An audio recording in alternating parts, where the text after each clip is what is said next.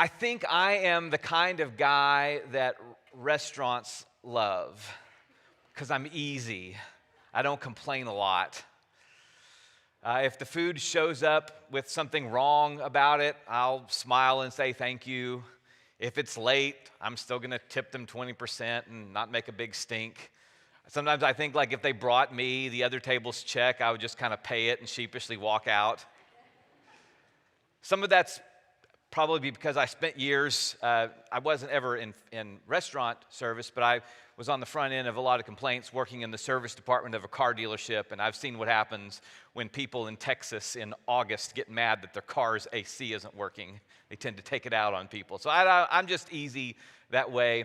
But it's also not always good to be a doormat, right? Like that's not always the best way to handle things. There is sort of the opposite of my problem, which is those who are quick to tell people when they haven't gotten great service.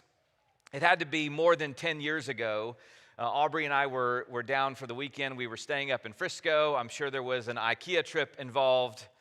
But we, on a Sunday, were getting kind of a late breakfast, early lunch at La Madeleine nearby the IKEA. And we're just eating our whatever, croissant, eggs. I don't know what we were having.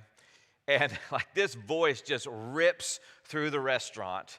And this woman is up at the counter and she is screaming at this poor person on the other end. And she said, "Where are my blankety blank blank potatoes gratin?"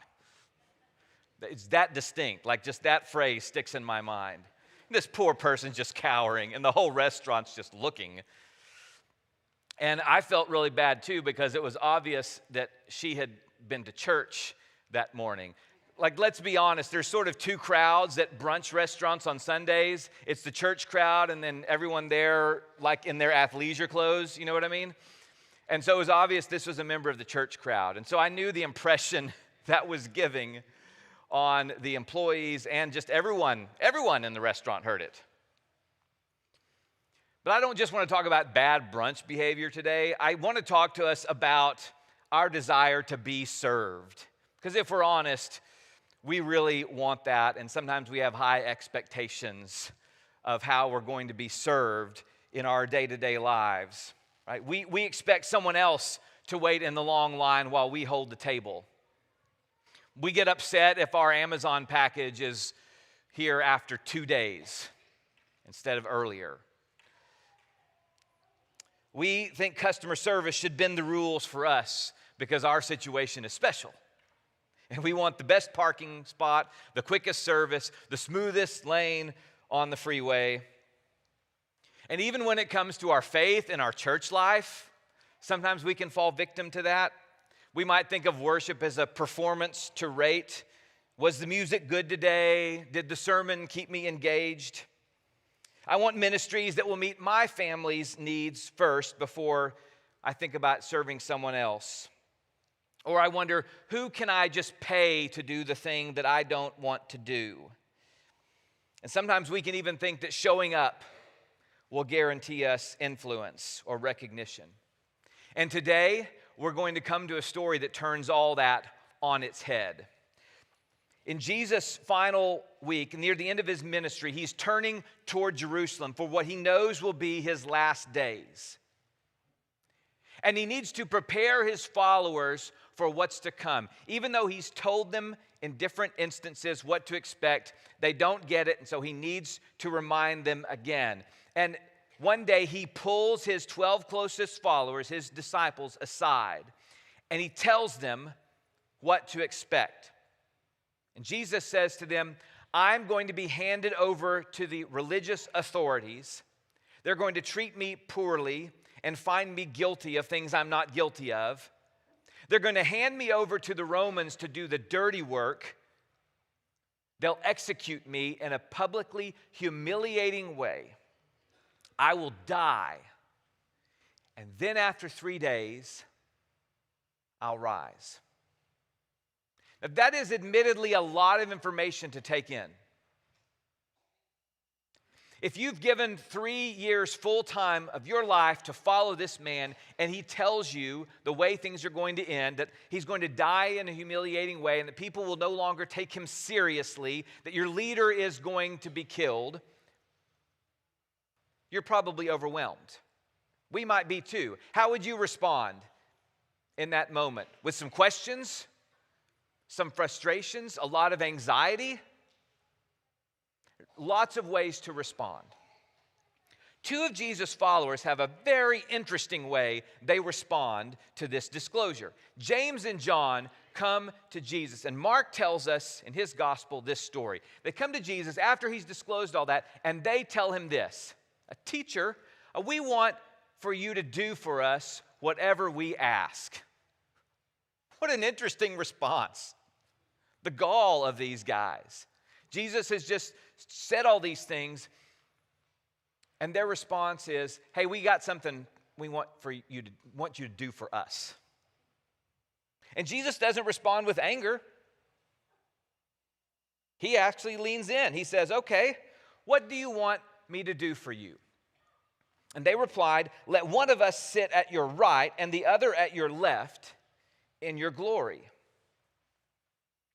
This story to me feels like if a loved one disclosed a terminal diagnosis to you, and your response is, man, I'm really sad. So tell me where the will papers are.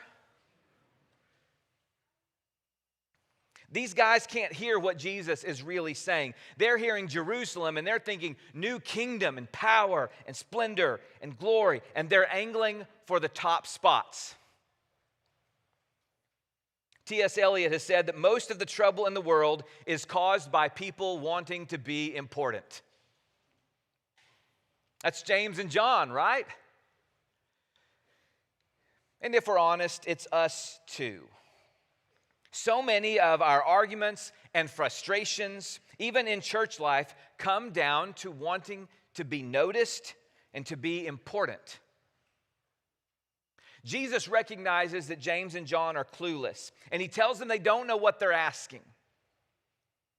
He says, can you drink the cup I drink or be baptized with the baptism I am baptized with? And they say, quite naively, we can. And Jesus says, well, you will drink the cup and you will be baptized, but to sit at my right or left is not for me to grant. Those places belong to those for whom they've been prepared. Now, Jesus is using some imagery here that's worth exploring just for a moment because it's tied to sacrifice. He talks about drinking the cup. And Matt Duza reminded us of this last week in his communion thoughts, that this is about the wrath of God. This is taking on punishment, even death. And the baptism he's talking about is not being immersed in water. Here, it's a trial, a disaster, danger. That's the image that Scripture uses sometimes for it. So when Jesus asks about the cup and baptism, he's not talking about religious rituals. He's talking about being swallowed up by suffering and death. So when the disciples say, yeah, we can do that, they have no idea what they're agreeing to. Meanwhile, while these two are talking, the other 10 get word of this and they're indignant. And I've said this before, but we wonder why they're indignant. Are they mad because these two guys asked for something terrible, or are they mad because they didn't think of it first? Either way, Jesus decides to use this as an example. He realizes that they're all asking these questions about power. And so he speaks to his followers. And he says, you know that those who are regarded as rulers of the Gentiles lord it over them, and their high officials exercise authority over them. Not so with you. Instead, whoever wants to become great among you must be your servant. And whoever wants to be first must be slave of all. For even the Son of Man did not come to be served, but to serve, and to give his life as a ransom for many. So there's a clear contrast Jesus sets up here. The rulers you know about and us. And Jesus' followers have seen the models. They know what rulers he's talking about because they've lived under them. It's the Roman officials who made a show of all their power, who parade through the streets in triumph, who build big statues of themselves, who throw feasts where the poor people had to sit on the outside and watch.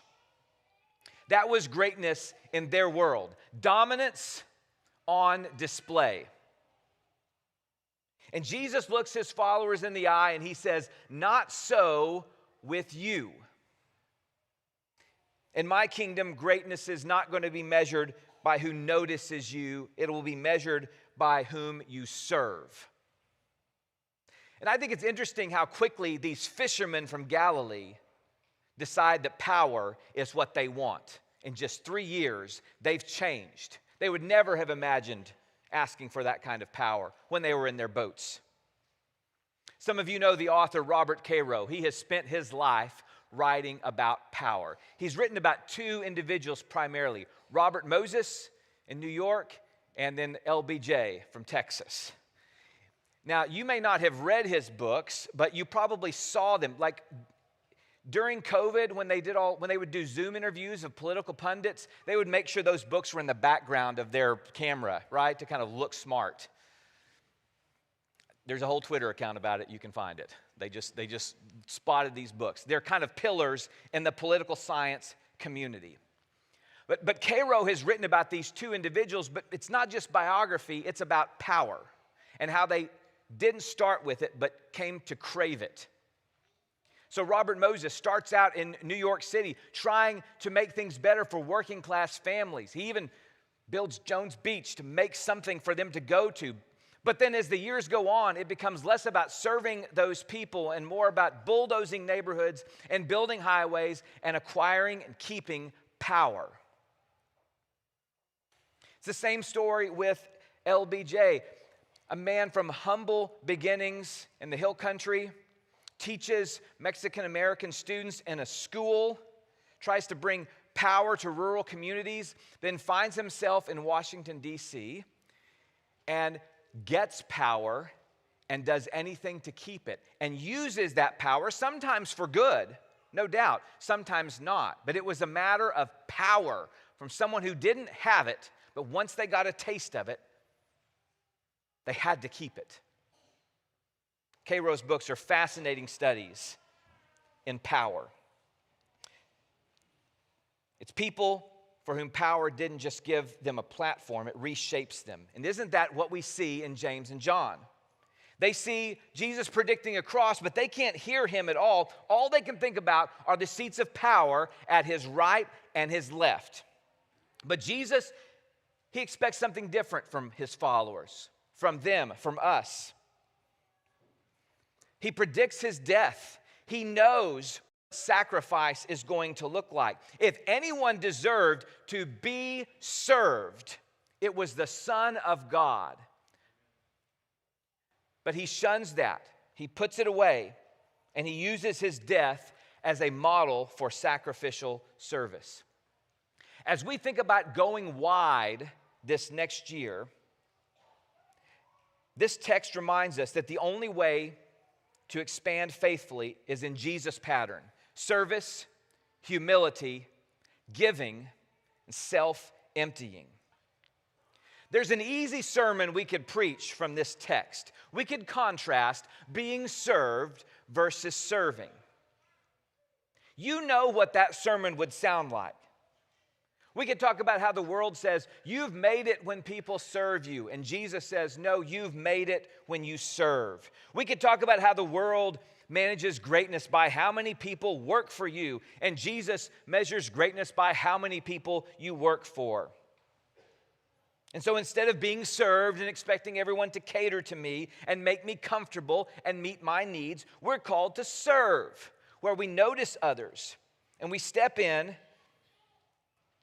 and serve in ways that aren't glamorous, but that are the way of the kingdom. We know that sermon. There's another contrast here that I think Jesus is talking about that's a little more subtle, but way more important. It's about spotlight service versus cross-shaped service. There's a way of serving that's really just another way of being served because it feeds our need to be noticed. Jesus points to a way of serving that looks more like a cross. It's serving with humility, sometimes even with anonymity. See, the real danger for us isn't just refusing to serve, it's serving in ways that put us at the center. And it shows up when we want to post all about it on social media for applause or choose tasks that make us really visible while avoiding the ones that don't get seen or noticed. You can think, for instance, about the Avengers, if this is your series. I think about Tony Stark, Iron Man, who saves the world plenty of times, but often seems to make sure the cameras are rolling. His service is real, but it's another way of being noticed. In contrast with Captain America, who couldn't care less about the spotlight, he'll throw himself on a grenade when no one is watching because that's who he is. One serves to be seen, spotlight service. One serves out of humility, cross-shaped service. And that's our temptation too, isn't it? We might serve, but we're going to choose the roles where people will see us, where we'll get thanks, where our picture will get posted. And meanwhile, the hidden tasks, the humble tasks, they get overlooked. The danger is that in serving, sometimes we can still make it about ourselves. And so that's why Jesus doesn't just call us to serve, he calls us to serve in a way that takes up our cross. It's not the spotlight. It's not the applause. It's the towel. It's the basin. It's the hidden faithfulness. Because otherwise, our serving just becomes another way of being served. So let's be honest. Going wide sounds pretty great. It might mean some influence or some impact or some recognition. We love the idea of being part of things that make a difference. That is right and good. But the danger is, if we're not careful, wide can sound like we're the ones with the answers. And aren't you glad we showed up? That's the world's way. To seek position, to be served. That temptation is as old as James and John asking for the best seats at Jesus' right and left hand.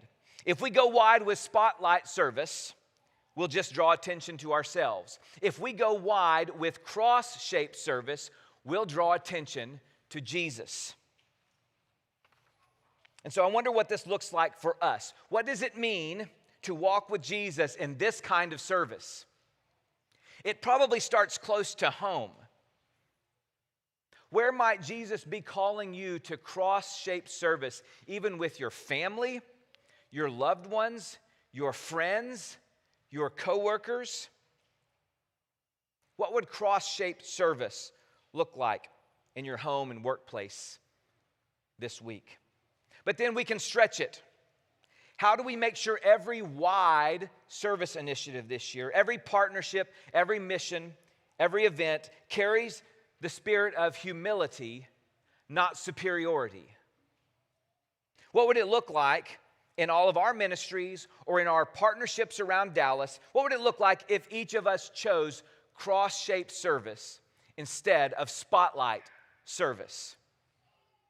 It might even show up very simply in the habits that we choose, in sharing meals where we listen more than we speak, offering hospitality without expecting any return, showing up for people consistently, praying with them instead of just for them.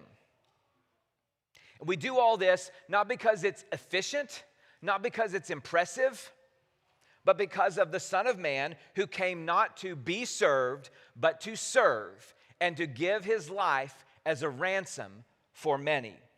He walked with us all the way to the cross.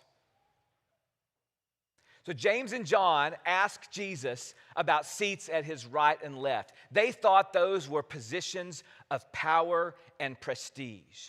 But if we go to the end of Jesus' life, there's a very different picture of what it looks like to be on his right and his left. When we see Jesus being crucified as a public display, we can look to his right and his left. and we see common people being crucified along with him. That's what it looks like for us to be at Jesus' right and left, to walk with him all the way to the cross and even to be crucified with him in an act of sacrificial service. That's what it will mean for us to go wide in a spirit of cross-shaped service, to follow Jesus on his right and his left, even to death on a cross.